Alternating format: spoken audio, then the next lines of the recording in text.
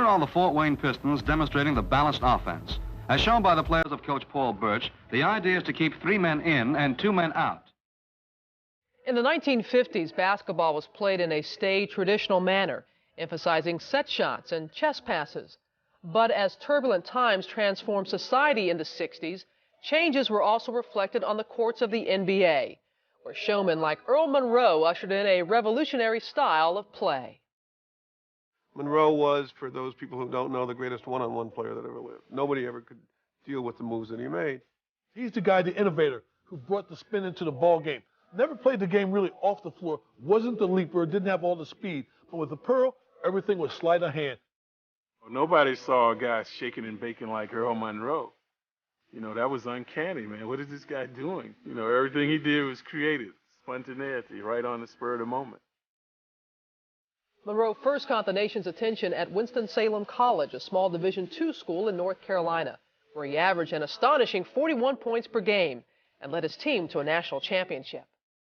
And with 5 seconds left, who but Monroe runs out the clock. A thrilling victory for Winston-Salem State College. The Baltimore Bullets drafted Monroe in 1967, and he immediately took the league by storm.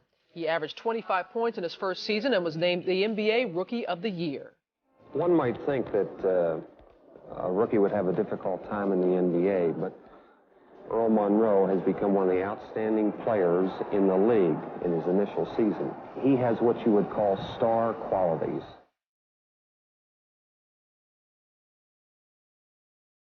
Earl Monroe was totally James Brown. He was flamboyant, was wild, was reckless, and yet effective. Earl the Pearl can drive any guard crazy. He's a hard man to stop.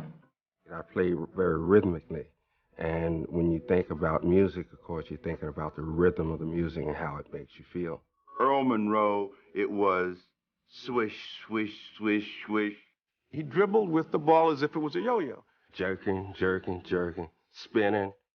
He could feel like when you're feeling music and maybe the rhythm of the music changes, just like the defender changes on you, he was able to compensate and move his body and do something creative at the drop of a hat.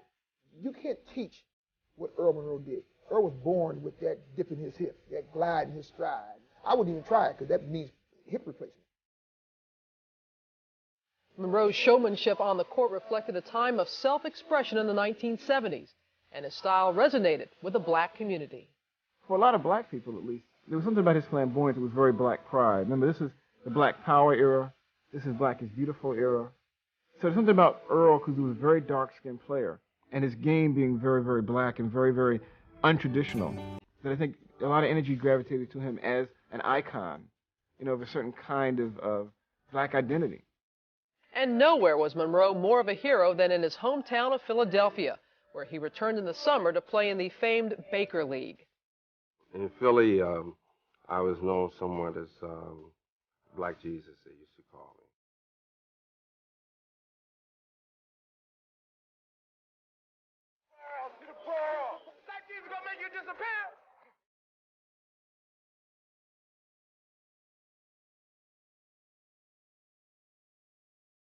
Though Monroe helped the Bullets reach the playoffs, many viewed him as a one-on-one player who could not lead Baltimore past Walt Frazier and the team-oriented Knicks.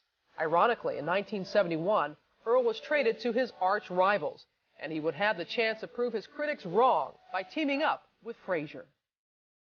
He was still a prolific scorer, but the press in New York was saying that there was no way the two of us could play in the same backcourt. We would need 2 basketballs. We had that kind of mutual respect so that when we did come together to play, you know, it wasn't like Earl is coming to do this. Earl Monroe and Walt Frazier doing a tremendous job offensively for New York. And we enjoyed playing with each other. I think that's another thing that people don't understand. To Frazier, to Reed, to Monroe. Earl Monroe now with 11 points for the next 7. Earl wasn't just a one-on-one player. I think he got the rap that, gee, you're just a one-on-one player. Therefore, when he was traded to the Knicks, people said, well, you know, what is he going to do on this team that plays as a team? And when he came to the Knicks, he distinguished himself as a member of that team. Smoothly fitting in with his new teammates, Monroe was a key to New York's 1973 playoff run. Bradley, triple team, sends ahead for Reed. Cross-court Monroe on the drive against West. Whirls and hits. The Knicks defeated the Lakers in the finals to win their second NBA title. For Earl Monroe, it was the pinnacle of his career as he blended his own talents into a championship formula. He created a different niche. He's doing what guys do in the air now, but Earl did it on the floor. Being able to be expressive meant for all those little kids out on the playground to try and emulate those type of things, and that's what we see today.